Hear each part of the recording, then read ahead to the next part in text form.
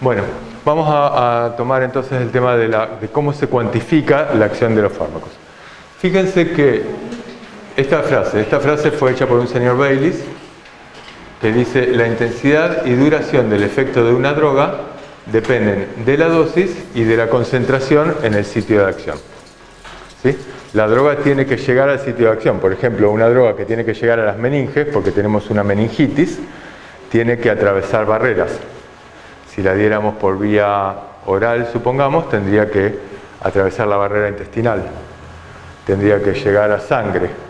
De sangre tendría que viajar por la sangre, o sea, primero tendría que absorberse, luego distribuirse, y luego tendría que atravesar la barrera hematoencefálica para llegar al interior a actuar sobre el germen, ese antibiótico. O sea, depende de la concentración en el sitio de acción.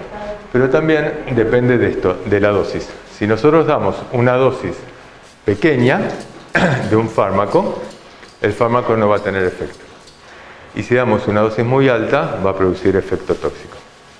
La cuantificación de acción de los fármacos se hace, entre muchas otras razones, para ver esto, entre qué dosis nos tenemos que manejar. Una dosis mínima, que puede ser una dosis mínima efectiva, y una dosis máxima tóxica. Ahora, la dosis máxima tóxica, digamos, podría ser tóxica para un porcentaje de la población. Uno podría decir, che, a lo mejor podríamos aceptar que un 5% de la población vomite. Si ese fármaco lo que hace es salvar vidas. Es un anticonvulsivante, es un fármaco oncológico, qué sé yo. Ahora, si yo digo, bueno, lo que estoy dando es un fármaco para el dolor de cabeza y un 5% de la población se muere, a lo mejor eso es inaceptable. Entonces esto no es una cosa tan fija. ¿Se entiende? Bueno, a ver, sigamos. Un repasito de curvas graduales, no es un repaso, esto no lo vimos, son conceptos importantes. Muchas veces pensamos que las curvas graduales se usan en experimentos preclínicos. Vieron que la vez pasada decíamos, existe la fase de experimentación preclínica y clínica, y dentro de las preclínicas hay un par de cosas que se hacen, y en la clínica hay 4 fases. Las curvas graduales se pueden hacer en experimentos que a nivel molecular, celular, sobre un tejido u órgano o sobre un organismo. Por ejemplo, uno podría inhibir una enzima y ver a medida que aumenta la dosis de esa sustancia que inhibe la enzima, uno podría dar un inhibidor de la enzima y a medida que aumenta la dosis, ver qué es lo que pasa con el metabolito, la sustancia sobre la cual actúa la enzima. Si inhibo la enzima, podría aumentar o disminuir esta sustancia y entonces podría dar una determinada curva que a medida que aumento la dosis, va a producir. Y esto, bueno, puede tener esta forma, por ejemplo, una forma vinculada con la saturación de la acción, saturación de receptores, y si es una enzima, sería una ecuación muy parecida que se llama Michaelis-Menten, pero es similar a lo que estamos viendo. Si estamos mirando en células, el ejemplo podría ser mirar, por ejemplo, cuánto AMP cíclico se produce, cuánto IP3, cuánto diacilglicerol, cuánto, alguna sustancia que se produzca en la célula cuando se une el ligando, cuando se une la adrenalina. Y lo que estamos midiendo es, a medida que aumentan los niveles de adrenalina, cuánto AMP cíclico se produce dentro de la célula, cuánto calcio. Esto podría ser a nivel celular. Un tejido u órgano podría ser, por ejemplo, damos un antineoplásico y tenemos un tumor en una cápsula y vemos a medida que aumentan los niveles del antineoplásico cómo disminuye la cantidad de células en ese tumor, cómo disminuye la masa tumoral, hasta que en un momento no seguirá disminuyendo o sí, no sé qué, dará de esta forma, pero esto sigue siendo una curva gradual. A medida que aumento gradualmente a medida que aumenta la droga, aumenta gradualmente o disminuye gradualmente un efecto. ¿Se entiende? En un organismo podría ser, por ejemplo, damos hipotensores. Y lo que veo, entonces acá lo que estoy dando es un hipotensor, enalapril, un bloqueante cálcico, qué sé yo, una droga para bajar la presión, y acá lo que voy a medir es los niveles de TA.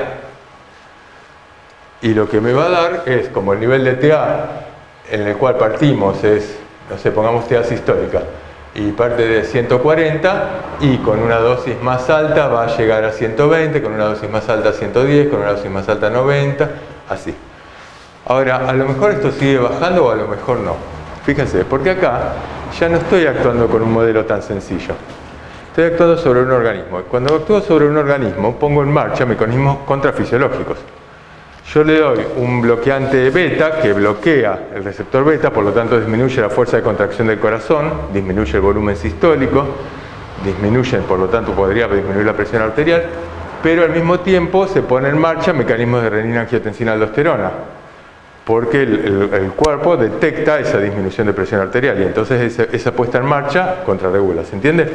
Entonces, en primer lugar, digamos, lo que va a variar entre un nivel y otro son los endpoints que estoy midiendo, son completamente distintos. Y por otro lado, los efectos globales, a medida que aumento en complejidad un organismo mucho más complejo que lo que ocurre a nivel enzimático, ya no voy a estar mirando el resultado de esa acción, estoy mirando el resultado de esa acción y el resultado global, digamos, y la contrarregulación que se produce. Con lo cual la cuestión se complejiza. Pero digo, estas curvas graduales, en todos estos casos lo que tienen en común es que yo lo que hice fue actuar sobre un solo individuo biológico, podía ser una célula, podía ser un tejido, una masa de tejido, podía ser un individuo, y le fui dando cantidades crecientes de la droga. Y fui viendo, un día le di una cantidad, otro día otra, otro día mayor cantidad, y fui viendo qué efecto le producía, bajar la presión. Y esto lo repito en otros individuos y luego saco el promedio, qué sé yo, esta vez era la curva promedio. Pero básicamente lo podía hacer con un solo individuo, ¿se entiende? ¿Alguien no entiende esto? ¿Estamos bien? Ok, sí. Lo que yo podía obtener entonces de una curva dosis-efecto gradual va a ser, digamos, a medida que aumento la dosis, y voy a tener esta forma y voy a poder ver el efecto máximo y también voy a poder decir, bueno, si este es el efecto máximo, me fijo a la mitad de ese efecto máximo, a qué dosis lo consigo, y esa es la dosis, la concentración efectiva 50 o la dosis efectiva 50. Depende de qué esté hablando, porque si se lo di a un individuo que tome el antihipertensivo es una dosis. Y si se lo puse dentro del frasquito es una concentración. Sigamos. Si esto lo pasaba a logaritmos, me daba una curva semilogarítmica. Me doy cuenta que es logarítmico porque la distancia entre 1 y 10 es la misma que entre 10 y 100 o entre 100 y 1000. Y por esto digo, es una curva semilogarítmica. Y la única ventaja que tengo es que entre el 20 y el 80% del efecto máximo logro esta recta. Y esta recta se puede comparar a ver si es paralela o no con otras curvas. Sigamos. Por ejemplo, esta droga A y esta droga B probablemente ambos logran el mismo efecto máximo. Ahora, uno de los dos va a ser más potente. ¿Cuál de los dos es más potente? La droga A. Me fijo acá, esto va a ser más potente que esto. No sé si ustedes se perdieron con esto. Yo podría también agregarle a la droga A, que la estoy poniendo en cantidades crecientes, por ejemplo, para ver la frecuencia cardíaca, podría ponerle una cantidad fija de una droga B, y lo que hace esta droga B es desplazar la curva a la derecha. Y entonces lo que digo es, la droga B se une al mismo receptor que la droga A, pero es un antagonista. Y digo que es un antagonista porque las curvas, las rectas son paralelas, las pendientes son paralelas. Acá lo que tenemos entonces es, con estas mismas curvas, que son curvas graduales, podemos diferenciar un agonista parcial o un antagonista el cual di solo, no en presencia de un agonista, y me dio esta curva. Si estuviera mirando la actividad sobre receptores que tienen actividad intrínseca, podría diferenciar también la actividad de un agonista inverso. También me permite entonces ver estas interacciones que decíamos. Acá tenemos un agonista, acá tenemos un agonista que fue más un antagonista, se desplazó a la derecha, pero llegó acá, va a ser un antagonista competitivo, porque a medida que aumento las concentraciones del agonista lo voy desplazando y va a llegar al mismo techo. En cambio, Acá lo que voy a tener es, a pesar de que aumenten las concentraciones del agonista, no va a llegar al mismo techo. Entonces voy a tener un antagonista no competitivo. Bueno, algunos ejemplos para salir, porque siempre la verdad es que ahora que tomábamos final, yo preguntaba, este es un tema que no se entendía. El año pasado empezamos muy mal la cursada, así que es lógico que no se entendiera, pero además caíamos en el único ejemplo que habíamos dado en el práctico, que por ejemplo aumento de la frecuencia cardíaca, no me acuerdo cuál le dimos la vez pasada, aumento de frecuencia cardíaca o contracción o relajación de un pedacito de músculo. Pero hay otros ejemplos y hay muchos. Las curvas graduales se pueden usar en múltiples ejemplos. Por ejemplo, este es un estudio que fue publicado en la New England Journal en el año 97, creo, 87, en el año 87. Es sobre un estudio que se hizo con pacientes, con 18 pacientes con insuficiencia renal severa. Los pacientes que tienen insuficiencia renal tienen isquemia, por lo tanto tienen hipoxia renal, digamos, no tienen oxígeno. Y entonces esos riñones producen eritropoyetina. La eritropoyetina es un factor de crecimiento de los glóbulos rojos.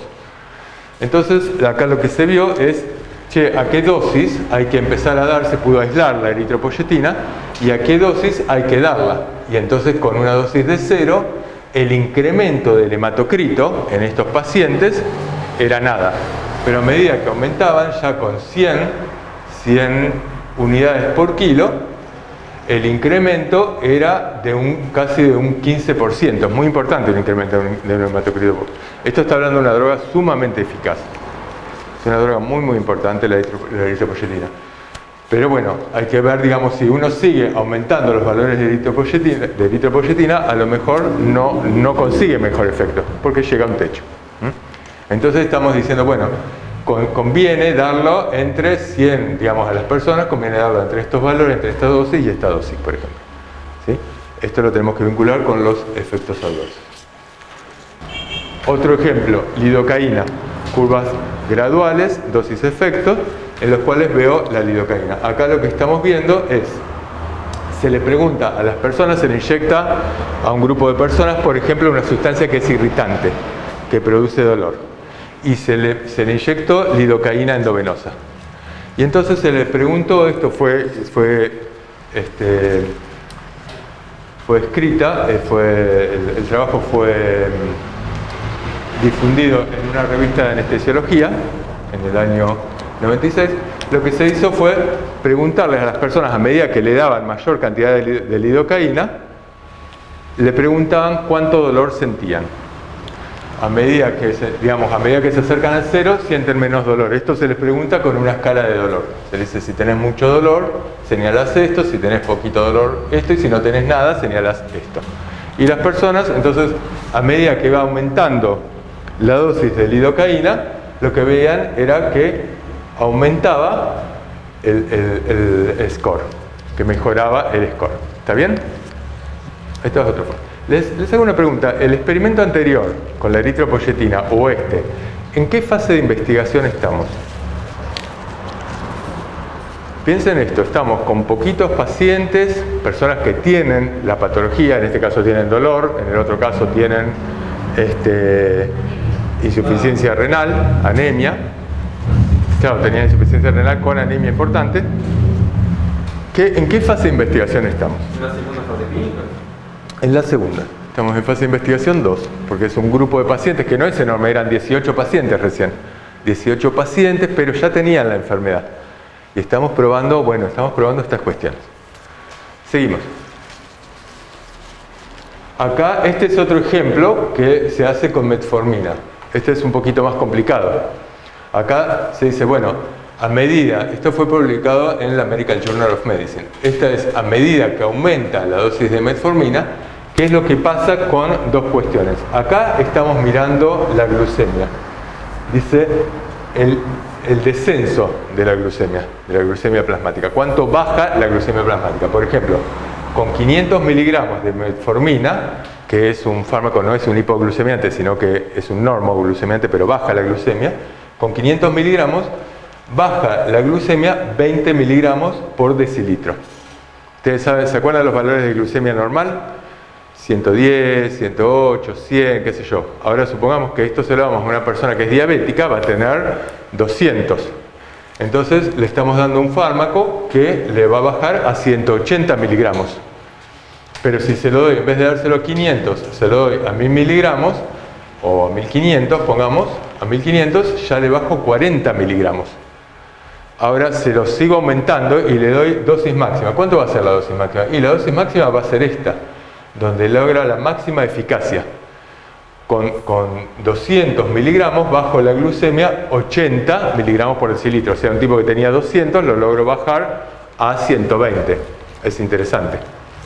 Esa persona lo podría tratar con metformina. Es un fármaco interesante. Por el otro lado, lo que se está viendo, los cuadraditos, son los valores de hemoglobina glicosilada. Y la hemoglobina glicosilada es lo mismo. La hemoglobina glicosilada simplemente el azúcar, la glucosa, cuando está muy alta en sangre, glicosila, glicosila proteínas, se precipita sobre las proteínas de la sangre y de la sangre, de todo el cuerpo, y las inactiva. Y una de las proteínas es la hemoglobina. La hemoglobina se glicosila y se puede medir. Y entonces la hemoglobina glicosilada es... Ustedes lo deben haber visto el año pasado esto, ¿no? ¿No? Bueno, yo tampoco lo vi hasta muy tarde, muy avanzada la carrera. La hemoglobina glicosilada es básicamente, en vez de decir glucemia, podemos decir hemoglobina glicosilada. ¿Pero por qué la podemos decir? Y porque se hizo este experimento, por ejemplo, en el cual acá vemos los valores de glucemia. A medida que aumenta la dosis de metformina, va disminuyendo más la glucemia. Fíjense, se llega acá y luego acá. Y acá vemos los valores de hemoglobina glicosilada, que es bastante parecida.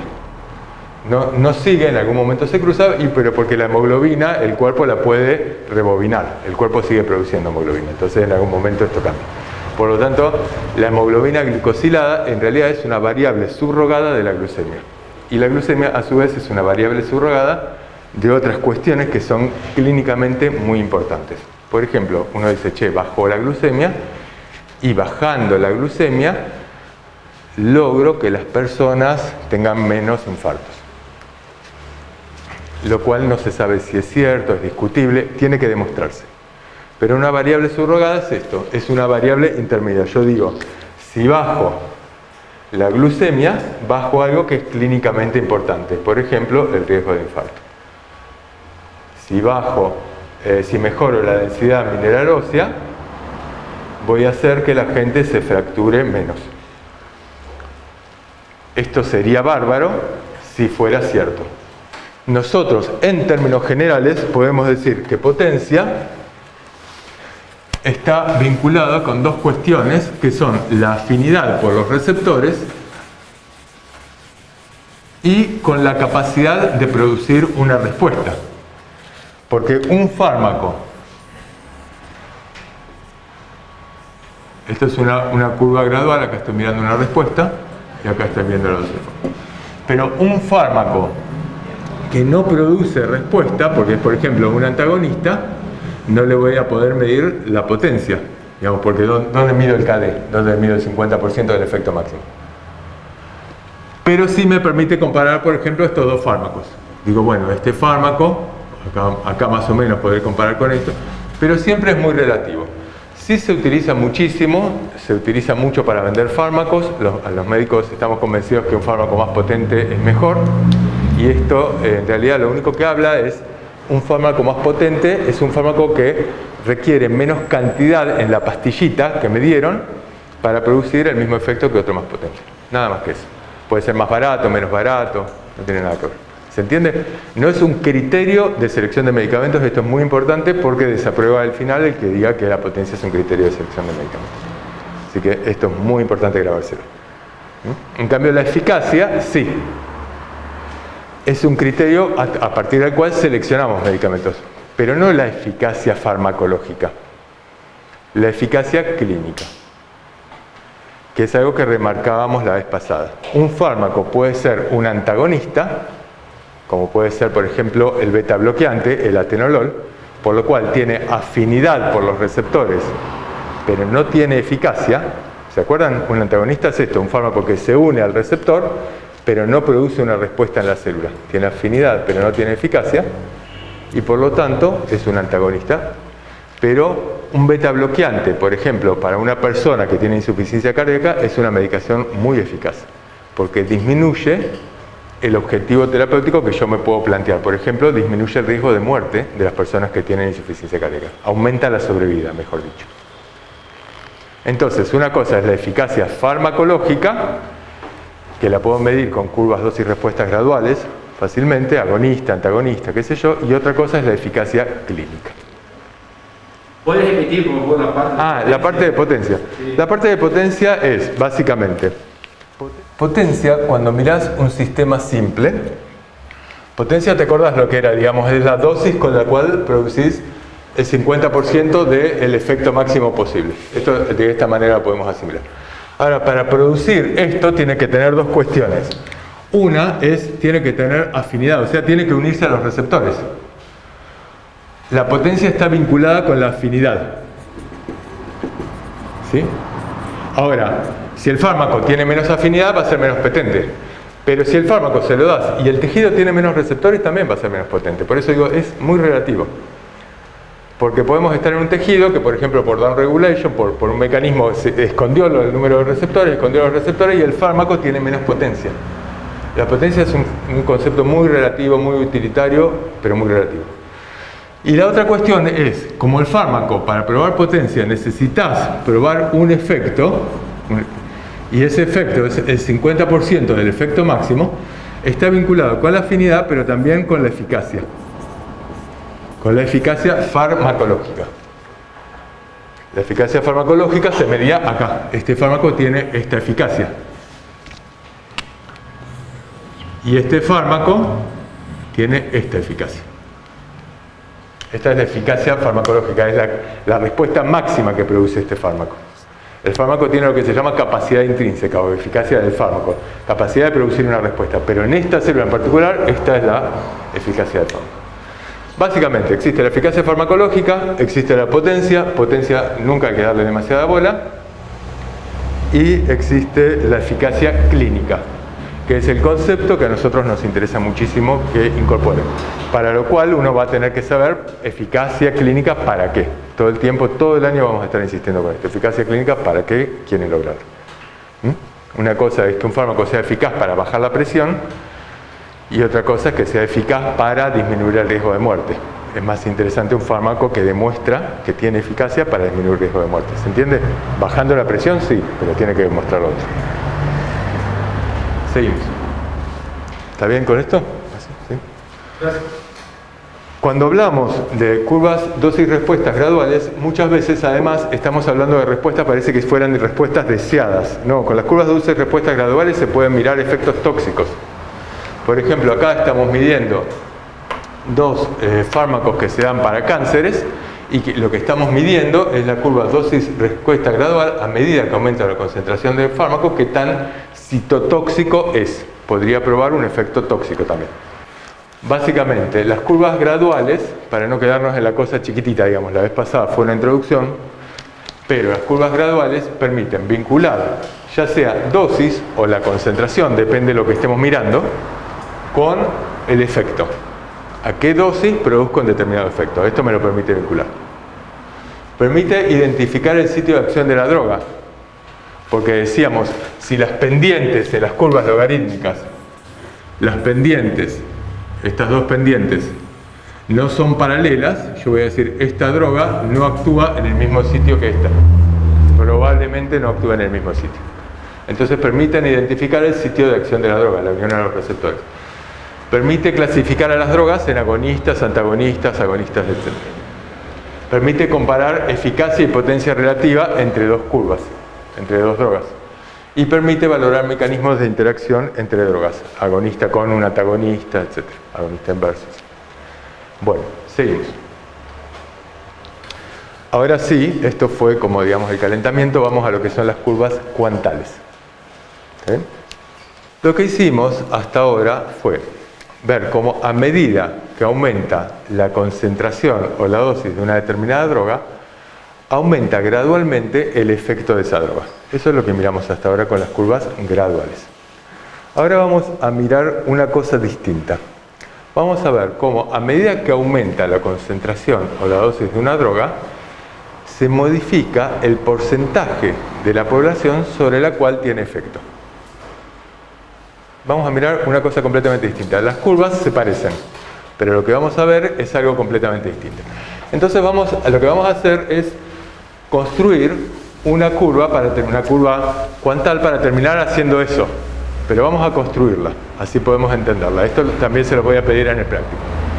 Supongamos que tenemos... Gracias, Patri. Supongamos que trabajamos con un grupito de ratones. Estamos en un laboratorio y trabajamos con un grupo de ratones. Bueno, no importa, tenemos ratones. Supongamos que tenemos, no sé, un grupo grandecito de ratones, unos 100 ratones, y lo que queremos ver, desarrollamos una droga que, por las características químicas, por la unión a los receptores, podría inducir el sueño.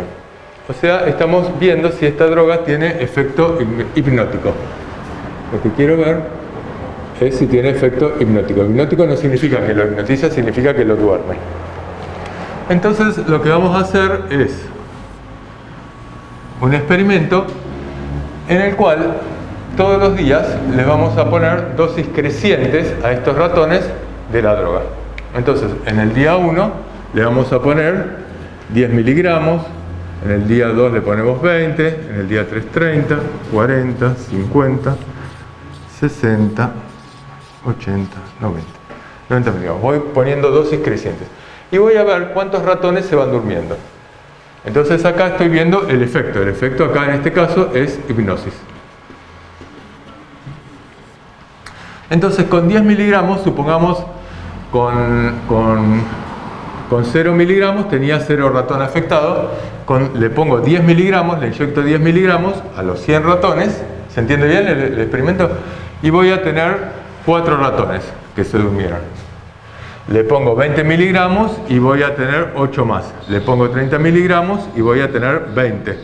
Con 40 miligramos voy a tener 30. Con 50 miligramos, ¿cuánto voy a tener? Tírenme ustedes. Supongamos que la cantidad total sea más o menos 100. Acá lo voy a poner así se me hace fácil la cuenta. 4, 6, 20, acá tengo 10, 40, 70. 45. Fíjense, acá podría tener 45. No, porque yo tengo 100 ratones. Y yo lo que estoy viendo es cuántos ratones se duermen, pero sin contar los que ya se durmieron. Entonces yo tengo acá, con 10 miligramos se duermen 4, con 20 se duermen 6, con 30, 20. Ahora, si pusiera acá 45 tendría más de 100. Profe, ¿estos ratones que ya durmieron los saca del estudio? Los saco del estudio. Yo digo, che, este ratoncito es un tiernazo y se duerme con dosis muy bajitas. Es como el que toma alcohol en dosis muy bajas, se toma un vasito y se duerme. Listo, este lo saco del estudio. Ya sé que con 10 miligramos se durmió. Estos 6 se duermen pero necesitan un poquito más. Estos 30 se duermen un poquito más. En general, digamos, más dosis se duerme mayor cantidad. Ahora, acá la mayoría ya está dormido. Le saco esto. Y entonces se dormirán algunos más. Se dormirán, qué sé yo, 15 más. Y acá se dormirán, acá tengo 10, ¿cuánto dijimos? 75. Acá tendré 10, 85. Acá tendré 5. Y acá tendré 4. Y acá tendré 1.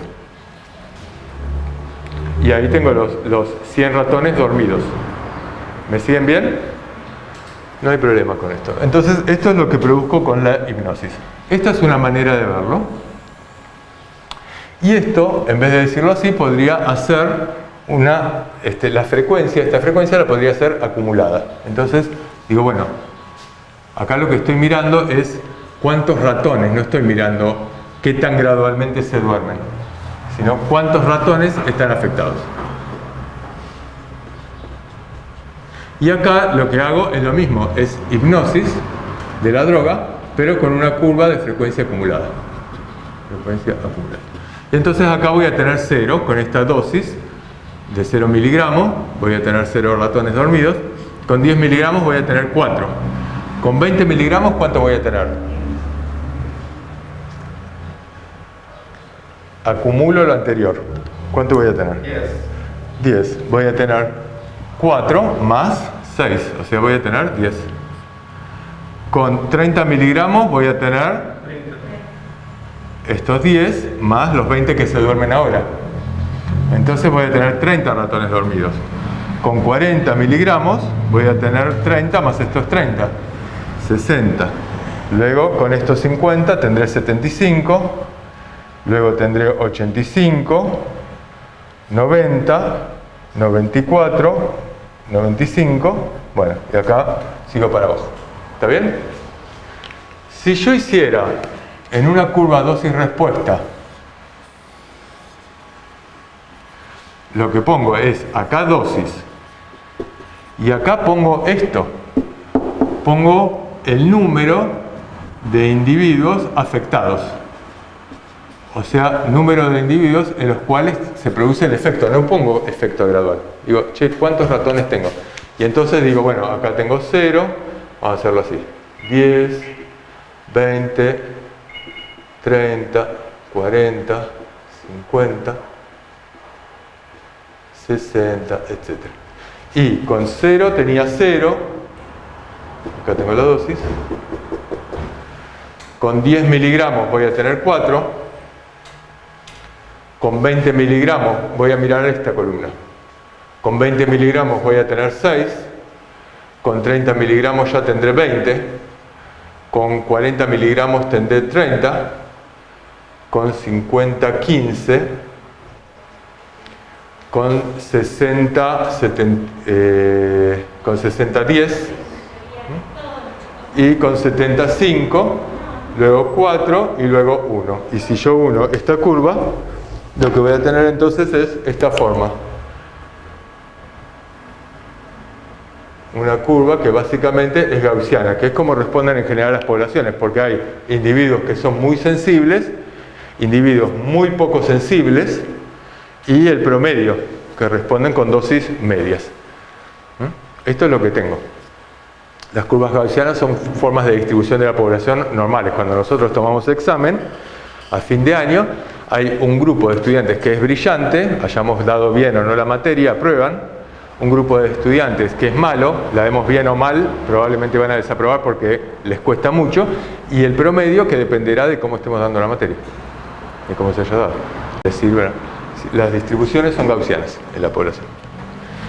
Ahora, esto mismo yo lo podría reflejar con esta curva. Fíjense, tengo, a ver si tengo el color. Con 0 miligramos, ayúdenme a hacerlo. 0 miligramos, acá tengo 0. Con 10 miligramos tengo 4, hasta acá se superponen. Con 20 miligramos tengo 10. Ya no tengo 6, tengo un poquito más, tengo 10. Con 30 miligramos tengo 30. Con 40 miligramos tendré 60. Con 50, 75. Voy a estar por acá arriba. Con 70, 85. Así. Con 90. Me estoy reperdido. No, 60, 85, 70, 90. Bueno, 70, 90 y 80, 94, un poquito menos, y con más, a medida que voy aumentando la dosis, son muy poquitos individuos afectados, hasta que llego al último. Y el último, digamos, ya no me aumenta, por más que sigo aumentando la dosis, ya están los 100 individuos dormidos, entonces voy a tener siempre lo mismo. Si yo uno los puntitos de esta curva, voy a tener esta forma. Esta curva es lo mismo que esta curva. Está mostrando lo mismo, fíjense. Solo que esta es una curva de distribución de frecuencias y esta es una curva de frecuencia acumulada. Pero en ningún momento puse logaritmo de nada. Lo que puse es cantidad de individuos afectados. Acá lo fui sumando al anterior. ¿Se sigue bien esto? Acá, esta curva lo que marea es que se parece, tiene una forma sigmoidea. Acá yo lo hice muy deforme, pero esto es una forma sigmoidea. Y esta forma sigmoidea se parece a la de las curvas dosis-respuestas graduales, que daban así, en lo cual acá tenía logaritmo de la concentración de droga y acá tenía una respuesta. ¿Se entiende? Esto, por la forma, se parece a esto. Por lo cual, si yo les pongo un gráfico que en un final o en un parcial y les digo, che, decime, acá tengo dosis, decime qué tipo de curva es esta, y ustedes me dicen, y es una curva logarítmica, qué sé yo, como suelen decir, está mal.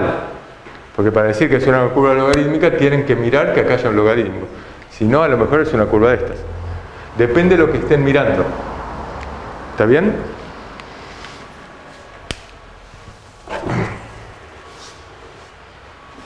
Vamos a borrar esto para no hacer tanto tiempo. También podría pensar que este fármaco que hace dormir a los ratones, por ejemplo, porque hace que entre GABA a las células, o hace que entre cloro, aumenta la entrada de cloro a las células del sistema nervioso, por lo cual los hace dormir, pero a lo mejor podría ser que entre demasiado cloro y algunos ratones se mueran. Y entonces te puedo mirar lo que se llama el efecto, este es el efecto deseado, lo que estuvimos mirando hasta acá es el efecto deseado de la droga, pero también tiene efecto adverso, y el efecto adverso podría ser muerte. Y entonces yo podría decir, con 0 miligramos no se murió ningún ratón, con 4 miligramos apenas se te durmieron 4, no se murió nadie, con 6 miligramos, con 20 miligramos se te durmieron en total 10 y acá no se murió nadie. Con 30 miligramos se durmieron 30, pero se murió uno. Con 40 miligramos se durmieron 60, pero se murieron 5. Con 50 miligramos se durmieron 75, pero hay 15 ratones muertos. Y así, y voy aumentando, de la misma manera que aumenté acá. Si yo construyese esta nueva curva, lo que me daría, y lo hiciese de la misma manera que la anterior, me daría, y con 0, 0, con 10 miligramos, 0, con 20 miligramos, 0, pero con 30 miligramos le tendría que poner un 1, con 40 miligramos le tendría que poner un 5, con 50 miligramos le tendría que poner un 15, qué sé yo, me daría una curva que tendría esta forma. Si estas dos curvas, si esta primera, ¿me siguieron bien cómo se construyó? Igual que la otra, nada más que estoy mirando otra cosa, muerte. El efecto adverso. Si esta curva y esta curva se superponen, por ejemplo, con esta curva, yo digo, mira, acá con esta dosis, se me duerme, podría mirarlo acá, digamos, podría construir, vamos a hacer esto mismo. Esta segunda curva también la podría construir con una curva de frecuencia acumulada. Podría hacer exactamente lo mismo que hice recién, muerte, y pongo 0, 0, 0, 1, 6, 21, etc. Y construyo la curva de frecuencia acumulada de muerte, del efecto tóxico, del efecto adverso, de letalidad, de lo que sea. Y entonces me va a dar esta otra curva, que a lo mejor esta otra curva empieza acá. Tenía 0, 0, 0 y empezó acá. Está acá y me dio así.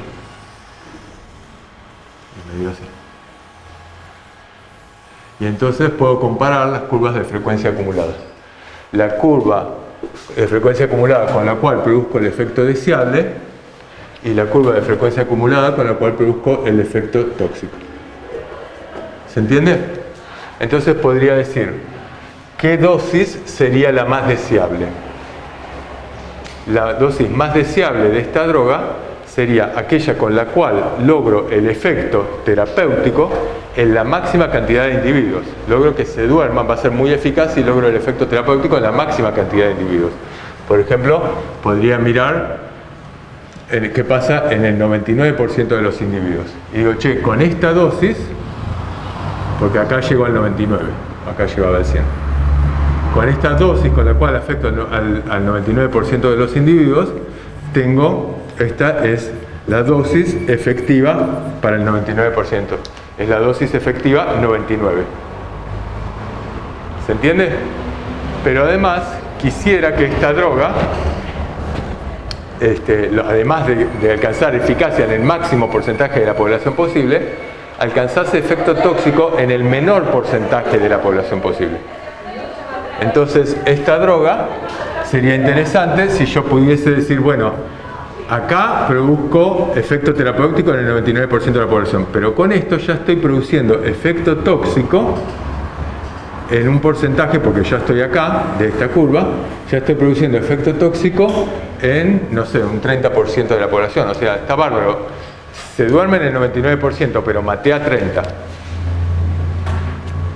Entonces lo interesante sería conseguir una relación entre el efecto, entre la dosis efectiva en el 99% de la población con la dosis tóxica en el 1% de la población.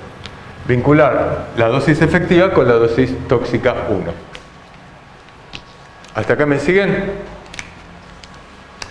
Acá, fíjense, salimos del quilombo de ahí. Con esto, por ejemplo, esto es lo que estoy mirando, respuesta. Acá lo que construí fueron curvas cuantales que son de frecuencia acumulada. No tienen nada que ver con las curvas graduales. Y lo que estoy viendo, entonces, es con esta dosis produzco efecto en el 99% de la población.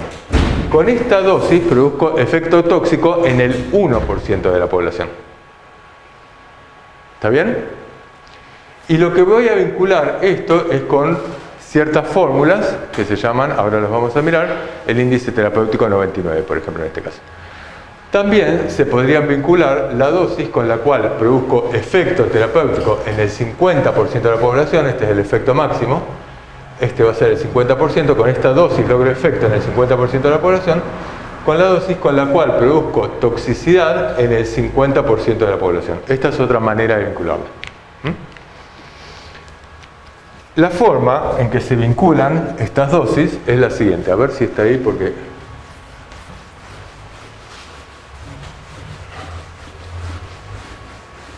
Bueno, esto es lo que lográbamos antes. Las curvas de frecuencia. Sigamos. Perdón. Sí. Esta es la curva de frecuencia acumulada. ¿Está bien? Seguimos. Y las cosas estas se vinculan a través de los índices terapéuticos. Fíjense, el índice terapéutico 50, lo que me vincula es la dosis tóxica 50 con la dosis efectiva 50. ¿Está bien? Ese es el índice terapéutico 50. ¿Qué me está diciendo? A ver, alguien que se atreva a decirlo. ¿Qué me está diciendo? Que un índice terapéutico 50 es igual a 2, por ejemplo. Pueden equivocarse, no hay ningún problema. Todo tuyo. No sé, puede ser que con dos dosis ponele tenga una toxicidad del 50% que el efecto... ¿Con dos dosis? No, acá no me dice la cantidad de dosis. Acá lo que me dice es, acá tengo la dosis con la cual produzco muerte en el 50% de los ratones. Y acá tengo la dosis con la cual produzco efecto en el 50% de los ratones. Ahí podría ser que la dosis que causa intoxicación es mayor do que la dosis que es más que el doble que la dosis que terapéutica. ¿Más del doble? No, el doble. Sí. Porque, por ejemplo, para que tengas un 2 acá, no sé, podrías tener un 10 arriba y un 5 abajo. Podrías tener un 20 arriba y un 10 abajo. Podrías tener un 100 arriba y un 50 abajo, pero siempre va a ser el doble. O sea, la única manera que ahí te dé 2 es que el numerador sea el doble del denominador, no hay otra manera. Y el numerador lo que te está diciendo es, con esta dosis produzco intoxicación en el 50% de los ratones. Y el denominador... Entonces, ¿qué me está diciendo 2? 2 es, si duplico la dosis con la cual produzco efecto en el 50% de los ratones, voy a matar al 50% de los ratones. Eso es lo que me está diciendo. Seguimos con lo siguiente. Esto se llama así en inglés, no importa, nosotros lo llamamos habitualmente, hay otras maneras de llamarlo, pero lo llamamos índice terapéutico 99. Decíamos, che, es más interesante que vincular la dosis con la cual matás al 50% de los ratones, en realidad uno querría dar la dosis con la cual producís efectividad eficaz para el 99% de la población y con la cual solo intoxicás al 1%. Y esto se llama índice terapéutico 99, vincula la dosis tóxica 1 arriba con la dosis efectiva 99 abajo. Si esto me diera 1, volvemos al 3, supongamos que me da 1, ¿qué me está diciendo? Con la dosis terapéutica que vos va a hacer la terapia en la populación, vos mata 1. No, 1% de la ¿Por qué? población. Más de 1 no, esto es 1, no más de 1. Bueno. A ver, es... La dosis 99% terapéutica es la misma cantidad que la dosis tóxica 1. ¿Correcto? A la misma dosis, por ejemplo, yo le doy, no sé, 300 miligramos de una sustancia. Con esos 300 miligramos produzco efecto en el 99% de la población. Hago que el 99% de los ratones o de las personas o de lo que sea se duerman. Pero uno se me va a morir. Con esa misma dosis, porque el numerador y el denominador son iguales. La única manera que me dé 1 es que el numerador y el denominador sean iguales. Si me da 1.3, lo que me está diciendo es que esto es un 30% mayor. Un tercio mayor, 1.3. Si fuera 1 sería igual. Si fuera 2 sería el doble, pero acá no es el doble. La dosis es 1.3, es un 30% mayor. Este 30% lo puedo mirar, en vez de mirarlo así, lo miro con lo que se llama margen de seguridad. El margen de seguridad me muestra exactamente lo mismo que el índice terapéutico 99. Era dosis tóxica 1 sobre dosis efectiva 99. ¿Correcto? El margen de seguridad es dosis tóxica 1 menos dosis efectiva 99 sobre dosis efectiva 99. Y esto se multiplica por 100. Quien sea un poquitito avispado en matemática, no es mi caso, podría sin embargo relacionar esto. Esto, dosis tóxica 1 sobre dosis efectiva 99, ¿qué es? Este es el índice terapéutico 99. Y si yo pongo dosis efectiva 99 sobre dosis efectiva 99, ¿qué me va a dar? 1. Entonces, índice terapéutico 99 menos 1, porque esto es 1. Lo de arriba y lo de abajo es lo mismo, lo puedo tachar, me da 1. ¿Está bien? Entonces, si esto lo multiplico por 100, esto es lo mismo, margen de seguridad. Esto no figura así en los libros, pero la verdad es que es lo mismo. Fíjense, es índice terapéutico 99 menos 1 por 100. Por lo tanto, si yo digo, che, tengo un índice terapéutico 99 de 2, el índice terapéutico 99 es de 2. ¿Qué me estaba diciendo? Recuérdenme esto, ¿qué me decía un índice terapéutico 99 igual a 2? Era que la dosis terapéutica era la dosis efectiva para... Sí, era la mitad de la dosis tóxica, no doble de la dosis tóxica, no, mitad. La mitad. Pero la dosis efectiva, ¿para qué porcentaje? Tenés que completar la dosis efectiva para... Porque yo acá podría poner dosis tóxica 20 y dosis efectiva 80. Esto también es un índice terapéutico. Yo estoy poniendo el 99 porque es el que más me conviene para asegurarme un margen de seguridad. Pero yo si dijera esto diría, che, la dosis, si esto me diera 2, quiere decir que la dosis con la cual, si duplico la dosis con la cual produzco efecto en el 80% de la población, voy a intoxicar al 20%. Si fuera el 3, es si la triplico. Ahora, si el índice terapéutico es igual a 2, índice terapéutico 2 menos 1, menos 1, va a ser 1, por 100, es igual al 100%. El margen de seguridad es un porcentaje. Y lo que me está diciendo es, si aumento el 100% la dosis efectiva a 99, produzco toxicidad en el 1% de la población.